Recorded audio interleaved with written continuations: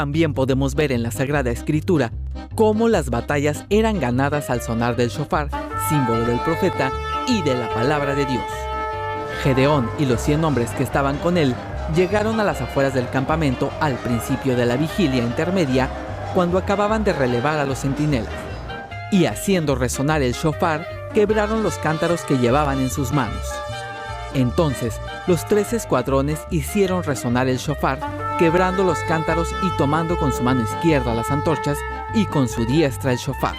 Lo hicieron resonar y clamaron: «Espada de Dios y de Gedeón». Cada hombre se mantuvo firme alrededor, mientras todo el campamento echaba a correr gritando mientras huían. Jueces 7, 19 al 21.